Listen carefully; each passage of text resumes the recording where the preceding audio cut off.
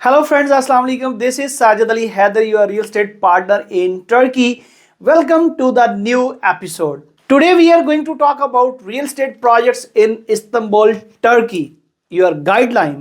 ये वीडियो बहुत ही इंपॉर्टेंट होने जा रही है, खास तौर पे उन दोस्तों के लिए जो सिटीजनशिप हासिल करना चाहते हैं और सिलेक्शन ऑफ प्रॉपर्टी में सबसे बड़ा प्रॉब्लम उन्हें फेस करना पड़ता है। इस वीडियो में मैं आपके साथ डिस्कस करने जा रहा हूं government construction companies, private construction companies और स्ट्रीट प्रोजेक्ट्स के बारे में, उन प्रीकॉशन मेजर्स के बारे में जिन्हें मद्देनजर रखते हुए आप सिलेक्शन ऑफ प्रॉपर्टी कीजिएगा और इंशाल्लाह आपको आपकी प्रॉपर्टी नफा देगी। सबसे पहले हमारे पास गवर्नमेंट की कंस्ट्रक्शन कंपनी है TOKI. It is actually a housing development administration Turkey. ये कंपनी जो है गवर्नमेंट की बहुत ही रिप्यूटेबल कंस्ट्रक्शन कंपनी है। सेकंड पे है इमलाक कोनुत गायो, जो कि रियल एस्टेट इन्वेस्टमेंट ट्रस्ट है गवर्नमेंट ऑफ टर्की की जानिब से। और थर्ड कंपनी है ईबेबे, एक्चुअली IBB, जो कि इस्तांबुल मेट्रोपॉलिटन म्यूनिसिपैलिटी की कंस्ट्रक्शन कंपनी है, जो कि इस्तांबुल के अंदर ही कंस्ट्रक्शन करती है और नॉर्मली ये स्ट्रीट अपार्टमेंट्स और स्ट्रीट प्रोजेक्ट्स को जो है वो देख रही होती है। अगर हम बात करें प्राइवेट कंस्ट्रक्शन कंपनीज की, तो प्राइवेट कंस्ट्रक्शन कंपनीज बहुत ज्यादा हैं और बहुत रिप्यूटेबल भी हैं, लेकिन अभी हम मेनली जो है वो बात कर रहे हैं दाप, इमार, आगालू, टॉरनलार और इस तरह की बहुत सारी दीगर कंपनीज हैं जो कि कंस्ट्रक्शन के अंदर 30, 40, 50 इयर्स का एक्सपीरियंस रखती हैं और उनका ट्रैक रिकॉर्ड बहुत अच्छा है। हम बात करने जा रहे हैं कि जो स्ट्रीट प्रोजेक्ट्स हैं why they are not recommended. Reason क्या है? तो सबसे पहली रीजन ये है कि लोअर प्रॉपर्टी वैल्यू। जब आप स्ट्रीट प्रोजेक्ट्स के अंदर बाय करेंगे तो आप देखेंगे कि गली मोहल्लों के अंदर वाकया प्रोजेक्ट्स के अंदर प्रॉपर आपको रोशनी नहीं मिलेगी, आपको नॉइज पोल्यूशन का सामना करना पड़ेगा और उसके साथ साथ जो है वो सिक्योरिटी प्रॉब्लम्स आएंगे। क्योंकि आपको पता है कि इस्तांबुल और टर्की के अंदर जितने भी प्रोजेक्ट्स हैं वो अपार्टमेंट्स की शक्ल में बनाए जाते हैं, जिसकी वजह से नॉइज का बहुत ज्यादा प्रॉब्लम होता है। पिलर्स के ऊपर बिल्डिंग खड़ी की जाती है, सेंटर में ब्लॉक्स लगाए जाते हैं और जो विंडोज हैं उनकी क्वालिटी लो होने की वजह से आपको दूसरे अपार्टमेंट्स की तरफ से और आपके अपर एंड डाउन अपार्टमेंट की तरफ से शोर का बहुत ज्यादा जो है वो प्रॉब्लम रहेगा और सिक्योरिटी रीजंस और इसके साथ साथ जो है वो लाइट भी प्रॉपर आपको नहीं मिलेगी। नेक्स्ट रीजन है लिमिटेड अमेनिटीज। इन प्रोजेक्ट्स के अंदर आपको जो सोशल फैसिलिटीज हैं लाइक जिम, सोना, स्पा, टर्किश हमाम, ऑटो कार पार्किंग, ये जो प्रॉब्लम्स हैं ये आपको फेस करना पड़ेंगे। नेक्स्ट है आपका लो रेंट। चूंकि मॉडर्न इरा के मुताबिक हर शख्स मॉडर्न अमेनिटीज के साथ अपनी रेजिडेंस रखना चाहता है, तो ये जो स्ट्रीट प्रोजेक्ट्स हैं या स्ट्रीट अपार्टमेंट्स हैं इनमें सोशल फैसिलिटीज ना होने की वजह से यहां पर रेंट भी आपको कम मिलते हैं। अब हम बात करने जा रहे हैं हमारी आज की वीडियो के बहुत ही इंपॉर्टेंट सेगमेंट की, जो कि है precautions for selection of a property. अगर आप सिटीजनशिप पर्पस के लिए प्रॉपर्टी की सिलेक्शन करना चाहते हैं तो ये एहतियात आपको मद्देनजर रखनी पड़ेगी, जिनमें सबसे पहले है मिनिमम इन्वेस्टमेंट। आपको मालूम है कि अभी सिटीजनशिप हासिल करने के लिए मिनिमम थ्रेशोल्ड $400,000 है, जो कि अनकरीब चेंज होने जा रहा है। सेकंड पे है लोकेशन एंड इंफ्रास्ट्रक्चर।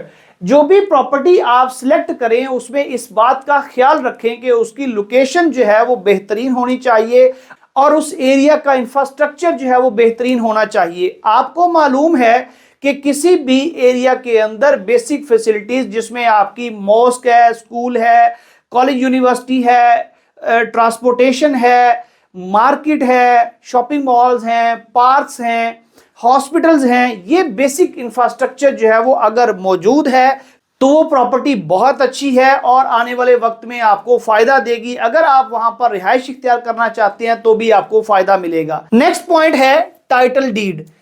याद रखिएगा, जब भी आप किसी प्रोजेक्ट के अंदर प्रॉपर्टी बाय कर रहे होते हैं तो नॉर्मली प्रोजेक्ट्स के पास टाइटल डीड रेडी नहीं होता, जो कि रिकमेंडेड नहीं है। क्योंकि सम टाइम जो है वो टाइटल डीड की अप्रूवल गवर्नमेंट नहीं देती, क्योंकि वो प्रोजेक्ट जो है वो गवर्नमेंट की तयशुदा मेयार को और तयशुदा शराइत को पूरा नहीं करता और टाइटल डीड के अंदर प्रॉब्लम्स आते रहते हैं।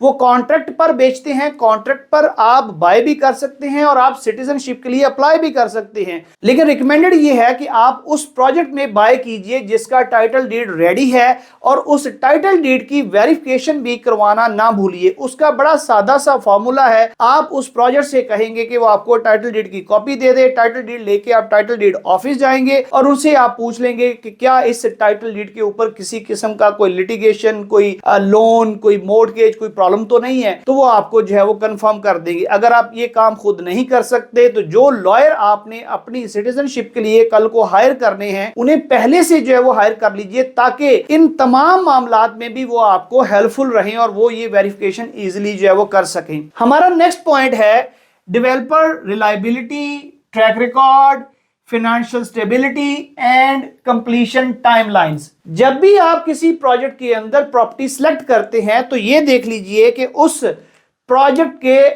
डेवलपर का ट्रैक रिकॉर्ड क्या है, वो कितना रिलायबल है, और वो प्रोजेक्ट जो डिलीवर करेगा किस टाइम में डिलीवर करेगा, और क्या गारंटी है कि उस टाइमलाइन के अंदर अंदर वो डिलीवर कर पाएगा। उसके लिए आप उनका ट्रैक रिकॉर्ड चेक करेंगे तो आपको अंदाजा हो जाएगा। जैसा कि यहां पर कुछ प्रोजेक्ट्स हैं जिन्होंने कमिटमेंट की कि हम डिलीवर करेंगे दिसंबर 2023 में, और उन्होंने डिलीवर कर दिया अक्टूबर 23 में, यानी 2 मंथ्स अर्लियर डिलीवर कर दिया। लेकिन ज्यादातर देखने में आता है कि जो आपकी कमिटमेंट होती है उससे 6 महीने और साल भी लेट कर देते हैं। और कुछ तो ऐसे प्रोजेक्ट्स भी हैं, स्ट्रीट प्रोजेक्ट्स, जिन्होंने 2-2, 3-3 साल भी जो है वो प्रोजेक्ट डिलीवर नहीं किया। हमारा नेक्स्ट पॉइंट बहुत ही इंपॉर्टेंट है और वो है एग्जिट स्ट्रेटजी। ये पॉइंट बहुत इंपॉर्टेंट है। आप जब भी प्रॉपर्टी बाय करें इस बात को मद्देनजर रखें कि कल को अगर आपको इस प्रॉपर्टी को डिस्पोज ऑफ करना पड़े तो आपको बेचने में कोई प्रॉब्लम ना हो। याद रखिएगा, अगर मॉडर्न अमेनिटीज के साथ बेहतरीन लोकेशन पे बेहतरीन डेवलपर की जानिब से अगर आपने प्रोजेक्ट और प्रॉपर्टी बाय की है तो डेफिनेटली आपकी एग्जिट स्ट्रेटजी जो है वो इजी रहेगी। वरना आप बेचना चाहेंगे और एजेंट आपसे कहेगा कि सर अभी मार्केट डाउन है, अभी बिक नहीं रहा, इसकी प्राइस जो है वो ये नहीं लग रही, तो आपको बेचना जो है वो मुश्किल हो जाएगा। तो एग्जिट स्ट्रेटजी को हमेशा मद्देनजर रखिए। हमारा नेक्स्ट पॉइंट है कंप्लायंस विद सिटीजनशिप प्रोग्राम। याद रखिएगा कि हर प्रोजेक्ट सिटीजनशिप के लिए सूटेबल नहीं होता, तो जो प्रॉपर्टी आप बाय कर रहे हैं क्या वो सिटीजनशिप के तमाम तकाजों को पूरा कर रही है, इस चीज को जरूर मद्देनजर रखिएगा। प्रिकॉशन मेजर के तौर पर हमारा नेक्स्ट पॉइंट है प्रोजेक्ट रेपुटेशन, जिसके बारे में हम ऊपर बात कर चुके हैं कि जो प्रोजेक्ट है उसकी रेपुटेशन क्या है, यानी जो उसके प्रीवियस बायर हैं वो उस प्रोजेक्ट के बारे में क्या फील करते हैं, क्या उनकी ओपिनियन है, क्या उनकी राय है। और गूगल रिव्यूज में जाकर आप उसके रिव्यूज को भी जरूर चेक कीजिए। नेक्स्ट प्रिकॉशन है ड्यू डिलिजेंस। देखिए, आपका जो रियल एस्टेट एजेंट है उसकी डिलीजेंस करना भी जरूरी है। सबसे पहले आपको आपके रियल एस्टेट एजेंट की ड्यू डिलीजेंस जरूरी है कि जो एजेंट है या जो कंसल्टेंट है या जो कंसल्टेंसी कंपनी है उनकी रेपुटेशन क्या है, उनका अपना ट्रैक रिकॉर्ड क्या है, उनका एक्सपीरियंस क्या है, उनके अंदर कितनी प्रोफेशनलिज्म है। अगर आपका एजेंट, आपकी एजेंसी इन तमाम प्रिकॉशन मेजर्स को मद्देनजर रखते हुए आपके म्यार पर पूरा उतर रही है तो फिर आप जो है वो ड्यू डिलीजेंस कीजिए उस प्रोजेक्ट की, क्योंकि प्रोफेशनल एजेंट आपको हमेशा अच्छी प्रॉपर्टी बाय करके देगा और नॉन प्रोफेशनल एजेंट आपको हमेशा गली मोहल्लों में लेके जाएगा, क्योंकि उसे वहां से फायदा ज्यादा है और क्योंकि उसकी पहुंच ही उतनी है। अच्छी कंपनीज के साथ उनका कॉन्ट्रैक्ट नहीं है। क्यों? क्योंकि वो प्रोफेशनल नहीं है, उनके पास वो क्वालिफिकेशंस नहीं है जो कि अच्छे प्रोजेक्ट्स के साथ कॉन्ट्रैक्ट करने के लिए मैंडेटरी होती हैं। हमारा नेक्स्ट पॉइंट है फाइनेंशियल ट्रांसपेरेंसी। जो भी रिप्यूटेबल प्रोजेक्ट होगा वो फाइनेंशियल लेन देन के अंदर बहुत ही ट्रांसपेरेंट रहेगा।